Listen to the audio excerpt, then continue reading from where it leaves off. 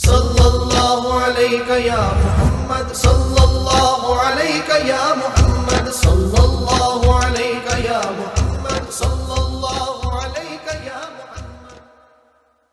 اعوذ باللہ من الشیطان الرجیم، بسم اللہ الرحمن الرحیم۔ عزیز ساتھیو، السلام علیکم۔ ادھر آنے کا مقصد کوئی سیاست نہیں ہے، کوئی فتنہ نہیں ہے، کوئی حکومت پر نکتہ چینی نہیں ہے۔ ہر شہر میں، ہر قصبے میں، ہر گھر میں اہل دل موجود ہوتے ہیں، ان کو نکالنا مقصد ہے اور غوث پاک کی تعلیم ان کے دلوں میں ڈالنا مقصود۔ سبحان اللہ۔ حضور پاک کے زمانے میں دو طرح کا علم تھا، ایک ظاہری، ایک باطنی۔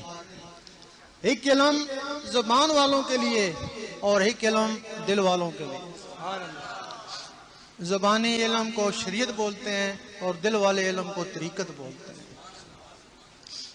آپ کے زمانے میں جن لوگوں نے صرف زبانی علم پہ قناعت کری، انہی میں سے کوئی خارج ہوا اور کوئی منافق ہوا، اور آج وہی زبانی علم والے 72 فرقوں میں تقسیم ہو گئے۔ اور جن لوگوں نے وہ باطنی علم، دل والا علم بھی حاصل کیا، وہ تو صحابی یا رسول اللہ کہلائے اور ولیوں سے بھی اعلیٰ مقام حاصل کر کے چلے گئے۔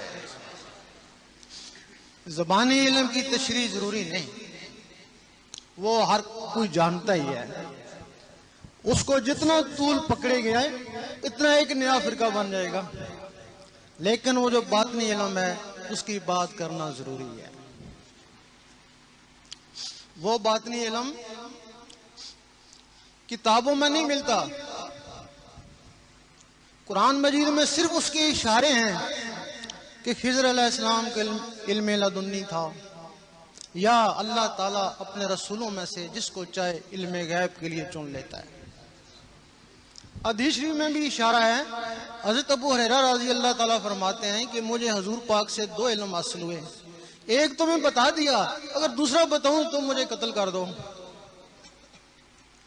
حضور پاک فرماتے ہیں کہ مجھے 3 علم حاصل ہوئے، ایک زبان والوں کے لیے، ایک دل والوں کے لیے، اور ایک صرف میرے لیے۔ بہت سے لوگوں نے قرآن مجید کی تفسیریں لکھی، اس علم کو ڈھونڈنے کی کوشش کی، لیکن وہ علم نہیں ملا، ایک نیا فرقہ مل گیا۔